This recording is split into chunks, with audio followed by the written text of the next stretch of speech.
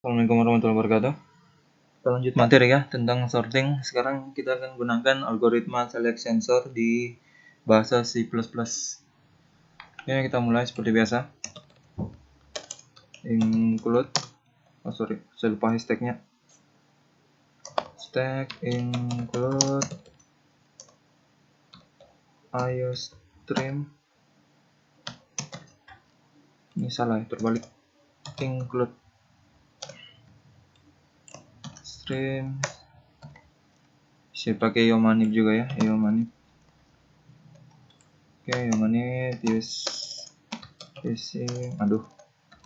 using namespace std, integer main. Kita buat badannya integer main. Oke, kita buat dulu menunya cout selection sorting. Oke, inline cout masukkan data. Aduh, lupa ini.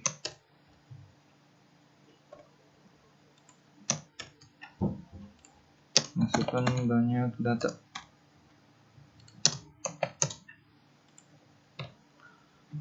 Oke, berarti sein-nya n lah. Berarti kita buat variabelnya, saya buat secara global ya, integer n. Berarti nanti ini pasti kita butuh data. Aduh, terpencet. Integer data 100 lah. Oke, sekarang kita buat loopingnya dulu. Kurang integer i sama dengan 0, titik koma i lebih kecil dari n, titik koma i plus plus. Oke, sekarang berarti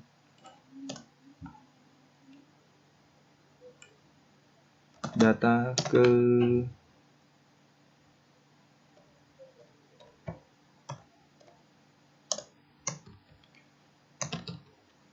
i plus 1.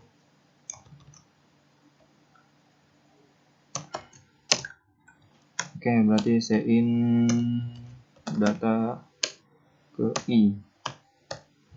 Oke, untuk inputnya sudah. Sekarang kita buat untuk outputnya ya. Copy saja biar cepat. Berarti sini cout. Tampilannya agak beda ya ini karena kita sorting. Buat sedikit berbeda saja, hanya untuk tampilan teks lah. Berarti tampilan sebelum sorting. Tampilan sebelum sorting inline. Oke. Berarti di sini kita nggak butuh cin. Langsung datanya. Data i. Ini kita nggak butuh. Kita pakai Yomanip ya, berarti set weight dalam kurung ukurannya 4 lah, 4 karakter. Oke, ini sebelum sorting. Sekarang kita buat setelah sortingnya. Tampilan setelah sorting. Oke, sama saja, nggak ada perbedaan, hanya cuma perbedaan di menu. Berarti di antara sebelum dan setelah di sini kita masukkan selection sort-nya. Berarti di sini selection sort. Oke, kita buat fungsi sendiri ya, biar enak dilihat saja. Oke, sudah, berarti kita buat fungsi sendiri di sini. Integer selection sort. Oke, perhatikan dulu menunya, nggak ada yang salah enggak? Untuk menu, oke, kayaknya nggak ada yang salah untuk menu. Kita langsung ya ke select sensornya. Oke, kita mulai perulangan ya, karena pasti datanya kan banyak, dia akan berulang. For integer i sama dengan 0, akan mulai dari 0, titik koma i lebih kecil n kurang 1 ya, titik koma i plus plus. Perhatikan kenapa i n kurang 1, karena dia itu, sebentar saya ilustrasikan ya. I n kurang 1 Oke, kita tunggu spidolnya. N kurang 1. Misalkan kita punya 4 data ya. Misalkan datanya 3, 1, 5, 4. Di select sensor kan dia itu memilih. Misalkan dia selalu patungan dari data pertama ya. Data pertama kan 3. Dia akan pilih atau dia cari data yang paling rendah di antara ini 3. Dan kebetulan data paling rendah itu adalah 1. Berarti dia akan menukar. Berarti 1, 3, 5, 4. Nah, otomatis 1 ini kita sudah tidak pakai lagi karena dia sudah paling rendah. Otomatis sisa datanya 3. Makanya dia selalu N kurang 1. Dia akan selalu mengulang. Dan selalu mengulangi itu akan selalu berkurang 1. Kemudian 3 lagi, dia akan cari yang mana paling rendah. Berarti tidak ada kan? Berarti 3 yang tetap sudah. Berarti 1 dan 3 ini sudah tidak dipakai. Berarti sisa datanya itu sisa 5 dan 4. Maka akan sisa 2 data lagi. Oke. Itu ya kenapa dia yang kurang 1. Nanti kalau Anda paham masalah ini, silahkan kita diskusi saja di grup. Oke, saya hapusnya dulu. Nama terhapus. Oh ini. Kita lanjut. For berarti kita buka tutup kurung dulu. Kemudian saya buat variabel baru ya, pos. Pos maksudnya ini cuma sebagai penanda saja. Pos sama dengan i karena untuk data ke i. Kita buat perulangan dalam kurung integer j. Kita buat variabel baru ya, karena kan data pasti akan lebih dari 1 yang akan dibandingkan, maksudku kayak tadi itu 3 dan 5 dibandingkan, berarti kita butuh 2 variabel data untuk dibandingkan. J sama dengan i plus 1 t,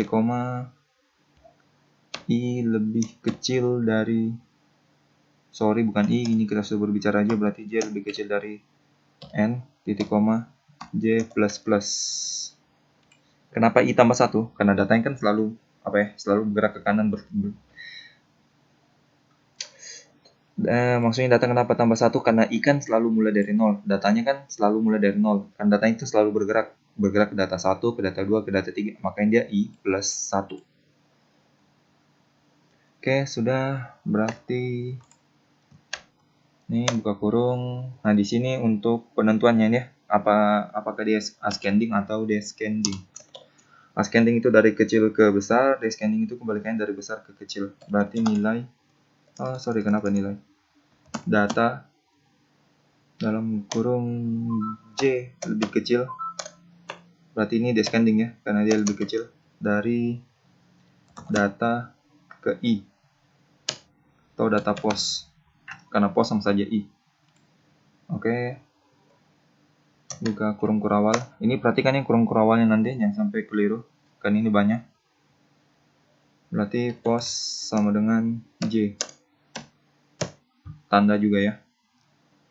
Oke, sudah. Sekarang ini kurung kurawal pasangannya ini. Ini berarti pasangannya ini berarti di sini, di bawah sini. Karena kita sudah keluar dari loopingnya.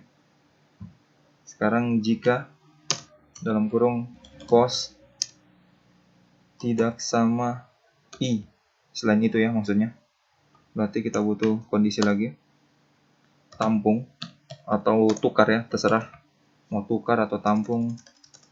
Ini mirip di apa yang sebelumnya, bubble sort, karena ada 2 data yang dibandingkan, terserah kata-katanya mau tukar atau banding. Maksudnya ini kedua data yang dibandingkan ya, tukar sama dengan nilai dalam kurung pos, berarti nilai i yang dimaksud. Kemudian nilai dalam kurung pos sama dengan, bukan nilai tapi data pos, data i berarti sama dengan data ke j, data j. Oke, titik koma berarti data j sama dengan data tampung atau data tukar, atau tukarlah, tukar titik koma. Oke, di sini if-nya pasang ini, berarti di bawah ini kita buat lagi statement untuk perulangannya ya, statementnya, kalimatnya lah maksudku. /n berarti dia tuh enter ke bawah ya, mirip n-line lah. Kalau /n itu sebelum teksnya, kalau n-line itu setelah teksnya. langkah ke ininya saja, berarti pakai spasi lah biar enak. Berarti i plus 1 n line 1 koma. Saya copy dulu ini. Ini kita pakai apa ya, ini aja untuk pembatas. Oke, berarti kita masuk for untuk perulangan nilainya ya, untuk perulangan langkahnya maksudku. Langkah ini berarti kita buat variabel baru lagi, integer x, terserah lah mau apa variabelnya, sama dengan 0, titik koma, x lebih kecil dari n, titik koma, x plus plus. Oke. Ingat ya, kurung kerawalnya hati-hati ya, sampai keliru nanti karena terlalu banyak. Nilai dalam kurung x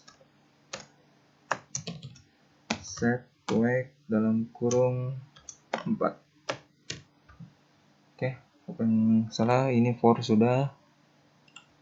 Kita buat dulu di bawahnya ya, untuk enter saja n line. Oke, sudah, kayaknya cukup, nggak ada yang salah lagi. Select sensor sudah panggil di sini. Oke, kita coba saja dulu. Post, oh ya, saya belum deklarasikan mereka semua. Integer post, koma, apalagi tadi ada tukar, itu aja ya. I kan saya sudah deklarasikan di sini. Kalau x di sini juga, j di sini juga. Oke, berarti kayaknya cukup. Data j. Oh, salah. J saya deklarasikan di sini, tapi di sini dia tidak baca. Karena dia cuman milik yang ini, kurung crawl yang ini. Berarti J harus saya deklarasikan secara global juga. J. Kemudian kayaknya ada satu lagi tadi. Nilai. Kenapa nilai? Data. Oke, kita lihat. Ini mengganggu ini. Saya close dulu ini spidol. Masukkan banyak data. 4 lah. Data ke 1, 3. Data ke 2, 2. Data ke 8. Data ke 4. Kita lihat. Tampilan data sebelum sorting 3284. Langkah ke 1. Tampilan setelah sortingnya salah ya. Sebentar kita cek. Berarti nilainya yang salah ini. 2384. 2384. Langkah ketiga 4382. Dia kacau di sini. Harusnya jawabannya ini adalah 2348. Berarti ada kesalahan di sini. Kita perhatikan dulu. Kesalahan di selection source-nya. Data ke J, kita mulai dari atas dulu. Ini kan datanya sudah cocok, in kurang 1. Lalu mulai dari 0, post I, integer J sama dengan 1. Plus 1, J kurang N, J lebih kecil dari J plus plus. Nilai J lebih kecil dari data post. Kemudian post J akan cocok. Jika post tidak sama dengan I, tukar data post. Kemudian data post sama dengan data J. Oh, ini bukan data J, kan ini kan data post mewakili I, berarti ini data ke I, bukan data ke J. Karena post yang ini dia mewakili yang J ini ya. I berarti ini I. Oke, kita coba lagi, kita tes. 4 data saya dulu, kita coba. 3, 1, 2, 5. 1, 2, 3, 5. Oke, kita lihat sudah cocok ya. 3, 1, 2, 5. 3, 1, 2, 5 sebelum sorting. Langkah pertama, ingat 3, dia akan, sebentar, terus sedikit, kita coba yang banyak-banyak. 6 data lah. Data pertama 5, data ke 9, 4, 1, 2, 10. Aduh, terlalu banyak juga ya tampilannya. Oke, tunggu sebentar, kita coba.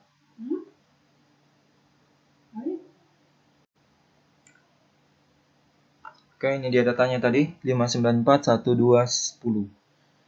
Oke, kita lihat tampilan data sebelum sorting 594, 12, 10. Lihat, select sensor, dia akan mencari data yang paling rendah, dia akan memilih. Tapi diambil selalu dari data pertama, berarti 5, perhatikan. Dia akan cari dia akan pilih di antara keempat sisanya ini, data paling rendah. Data paling rendah adalah 1. Ketika dia dapat, dia akan menukar posisi. 1 pindah ke depan, 5 pindah ke posisi 1. Nah, setelah itu, melangkah ke berikutnya, langkah kedua, yaitu 9. Dia akan cari lagi data paling rendah, yaitu 2. Dia akan tukar posisi lagi, kayak gini.